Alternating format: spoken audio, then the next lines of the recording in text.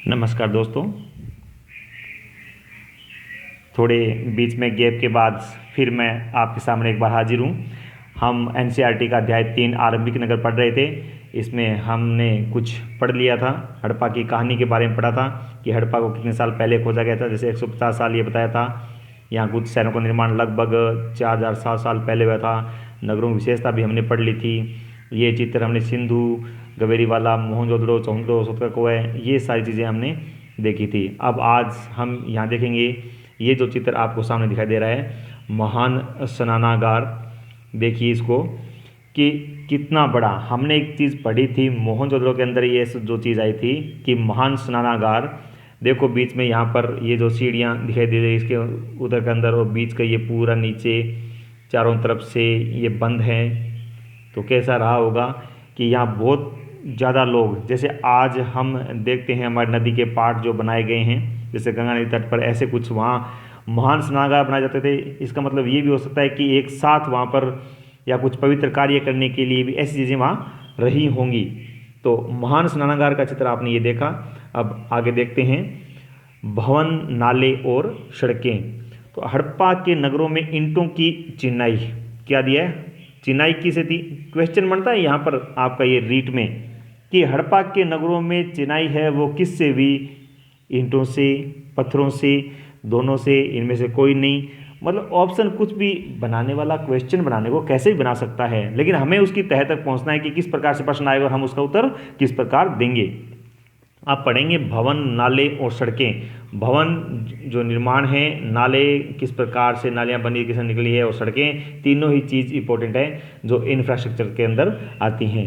इन नगरों के घर आमतौर पर 1 या 2 मंजिल होते थे। तो क्वेश्चन नहीं है, लेकिन अगर जैसे कोई व्यक्ति आरएस या आईएएस की तैयारी करता है, उसमें आता है कि प्रश्न पूछा जाता है, सीधा ही उसमें एक लाइन आती है, ऑप्शन आते हैं उसमें नीचे से कि निम्न में से कौन सत्य है। तो ये लाइन सीधा उठा लेते हैं कि हड़प्पा के नगरों के घर आमतौर पर 1 या 2 मंजिल के नहीं होते थे। तो ये गलत हो जाएगा, यहाँ पर नहीं जैसे लगा दिया उसने घुसा दिया। तो ये इस तरह से ज़्यादा अंतर नहीं होता जब हम कोई चीज़ की तैयारी करते हैं। जीके वही है जो आज एक रीट में आप एनसीईआरटी पढ़ते हो और एक आईएएस में पढ़ते हो या आरएस में पढ़ते हो या कोई भी कंपटीशन एग्जाम होता है, जैसे भी कुछ में पढ़ते हो, उसमें अंतर इतना ही होता है, क्वेश्चन वहीं से आते हैं। बस हमारे पास वो नज़रिया होना चाहिए कि क्वेश्चन किस प्रकार से किस किस प्रकार से बनाए जा सकते हैं।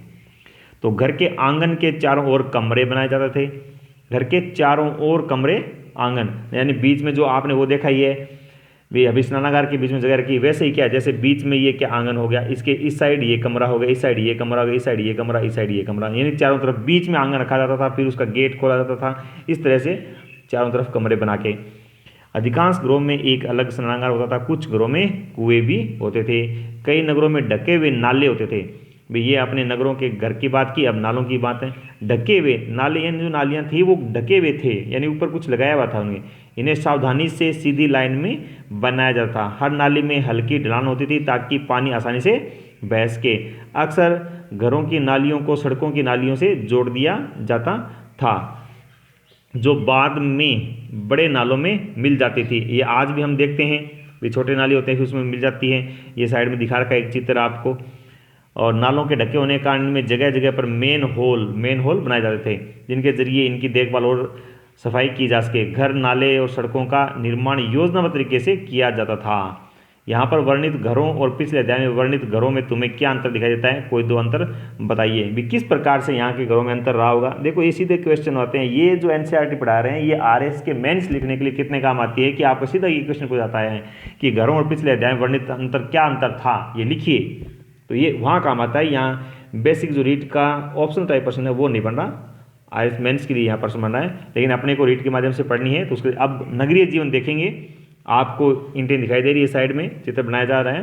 तो हड़प्पा के नगरों में बड़ी हलचल रहा करती होगी। यहाँ ऐसे लोग रहते होंगे जो नगर की खास इमारतें बनाने की योजना में जुटे रहते होंगे। यहाँ संभवतः यहाँ शासक थे। यह भी संभव है कि ये शासक लोगों को भेजकर दूर दूर से धातु, बहुमूल्य पत्थर और अन्य उपयोगी चीज़ें मंगवाते थे। शायद शासक लोग खूबसूरत मनकों और सोने चांदी से बने आभूषण जैसी कीमती चीज़ों को अपने पास रखते होंगे। इन नगरों में लिपिक भी होते थे। ये भी अंडरलाइन करने वाली लाइन है कि हड़प्पा के नगरों में क्या थे, लिपिक भी होते थे, जो मुहरों पर तो लिखते ही थे, शायद अन्य चीज़ों पर भी लिखते होंगे जो बच नहीं पाई। और ये चित्र साइड आप देख रहे हो किस तरह से नालियाँ बनी हुई, किस तरह से घर एक गली के अंदर, ठीक है ना, बड़ी बड़ी ईंटें होती थी वहाँ उस टाइम। कई बार देखा है हमने मोहल्लों में, हड़प्पा में छोटी ईंटें भी पाई गई हैं।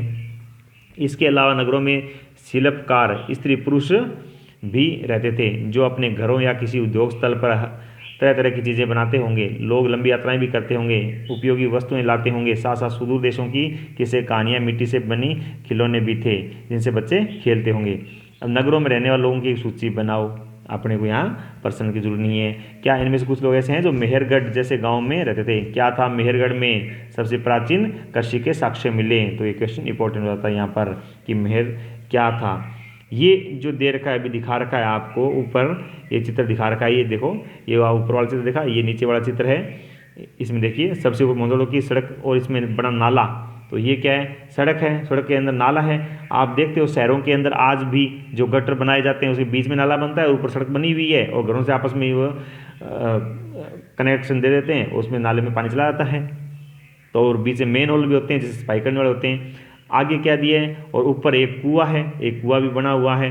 बाईं और नीचे हड़प्पा की एक मुहर, ये साइड में जो नीचे दिखाई दे रही है आपको, ये जो नीचे दिखाई दे रही है ये क्या है?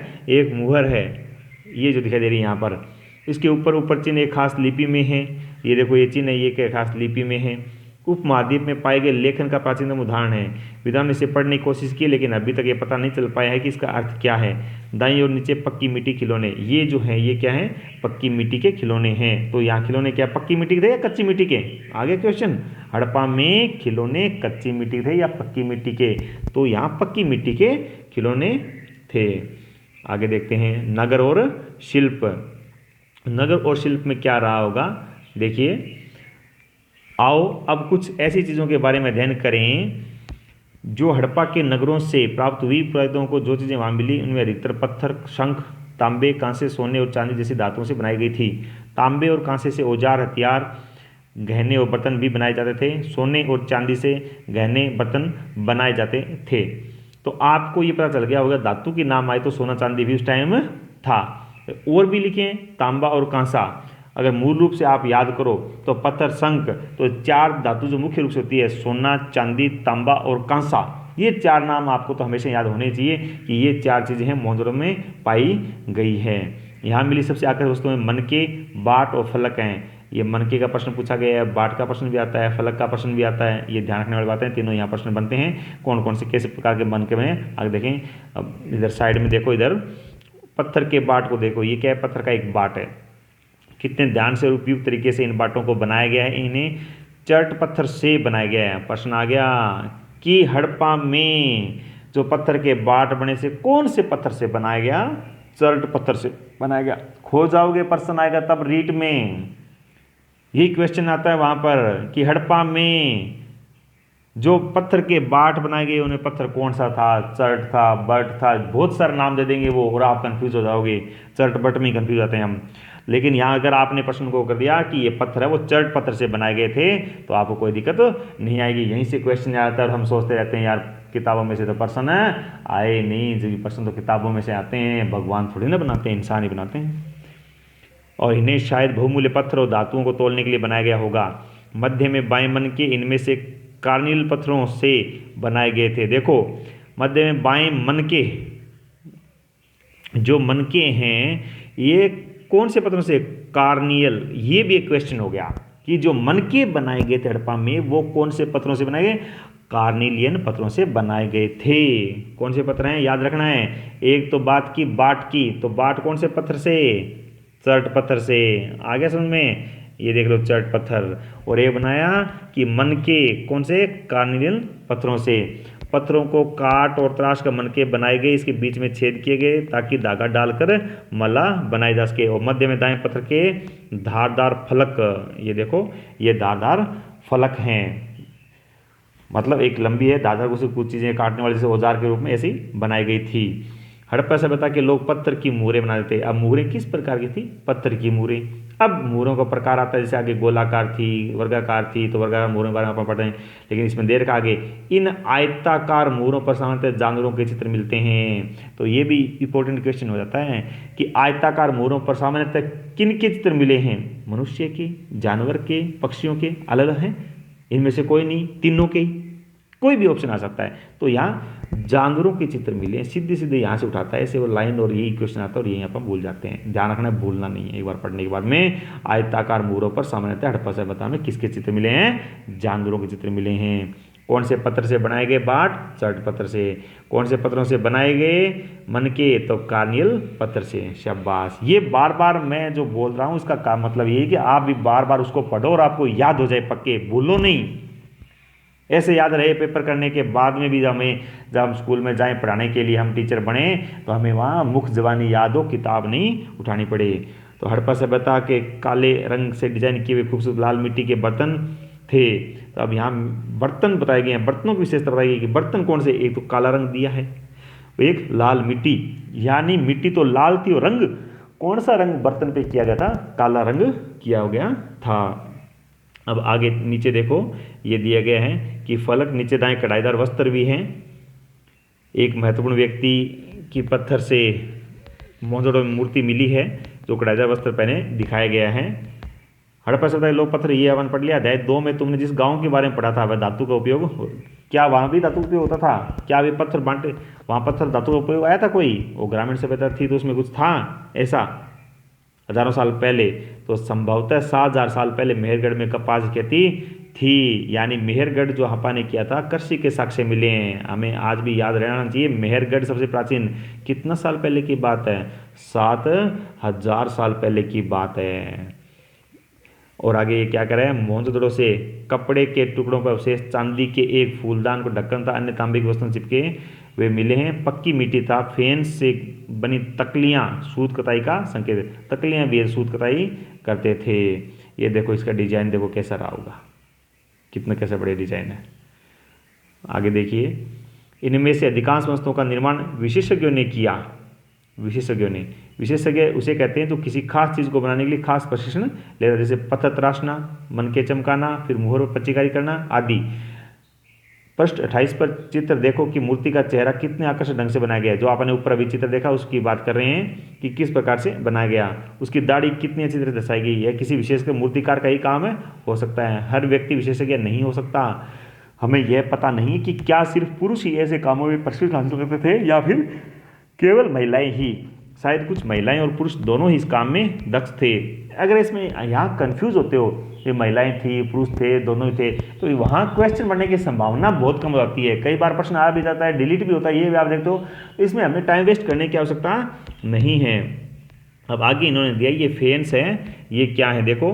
पत्थर और शंख प्राकृतिक तौर पर पाए जाते हैं, लेकिन फेंस को कृत्रिम रूप से तैयार किया जाता है। अब फेंस है क्या, ये किस तरह से आप पढ़ के आए हो? बालू या सफ्टी पत्थरों के चूर्ण को गोंद में मिलाकर उसे बनाई जाती थी।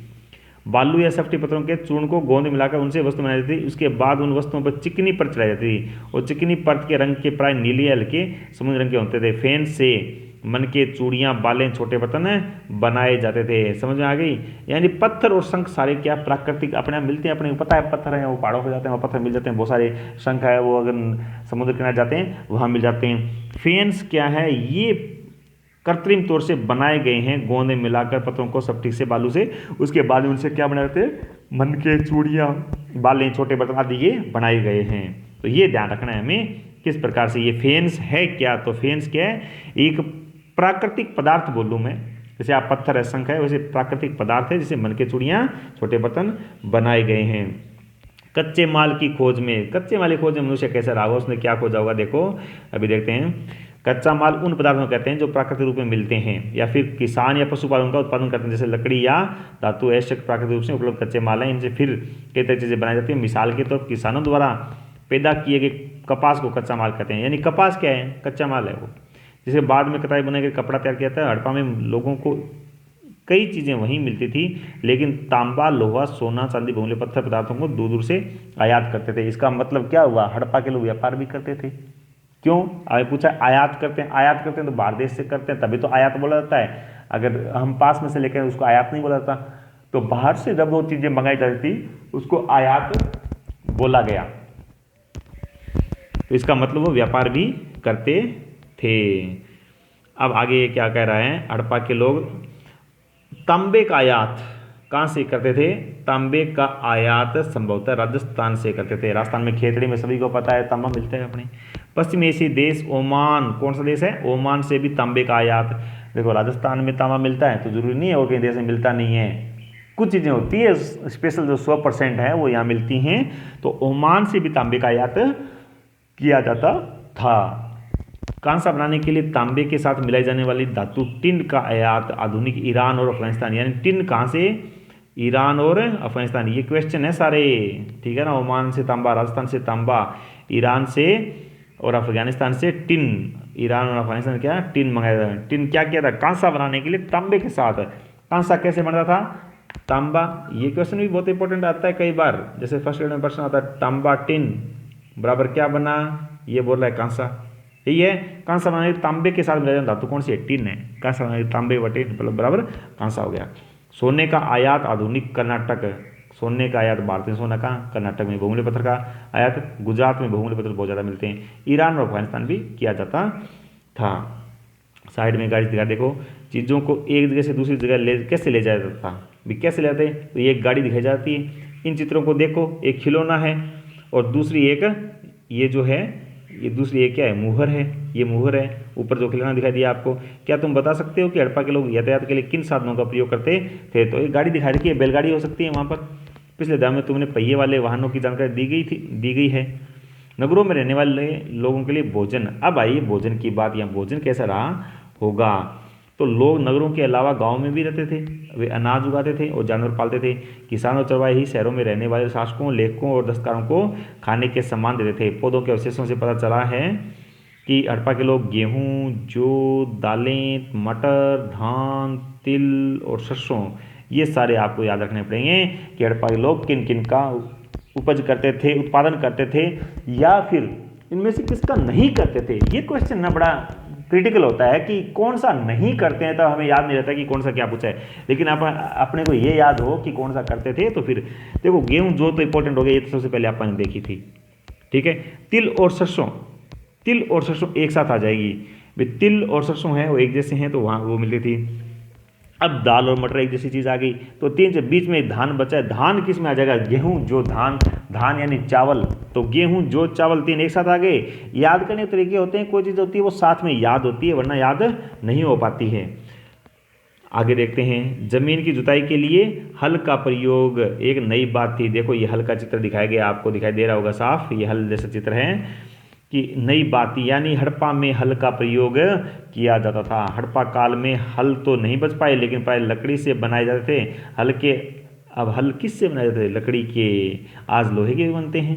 इसी तरह बारिश कम होती थी, सिंचाई के लोगों ने कुछ तरीके अपनाए होंगे, संभवतः पानी का संचय किया होगा और जरूरत पड़ने पर फसलों की सिंचाई की जाती होगी। हड़प्पा के लोग गाय, भैंस, भेड़, बकरियां पालते थे। क्या पालते? गाय, भैंस, भेड़, बकरी, ये भी पालते थे। और बस्तियों के आसपास तालाब, चरागाह होते थे। लेकिन ये क्या बोल रहा आगे भी, लेकिन सूखे महीनों में मवेशियों के झुंडों को चारा पानी की तलाश में दूर दूर तक ले जाया जाता था। वे बेर जैसे फलों को इकट्ठा करते थे और मछलियां पकड़ते और हिरण जैसे जानवरों का शिकार भी करते थे। गुजरात में हड़प्पाकालीन नगर का सूक्ष्म निरीक्षण, ये हम आगे कल पढ़ेंगे। तो आज के लिए दोस्तों इतना ही।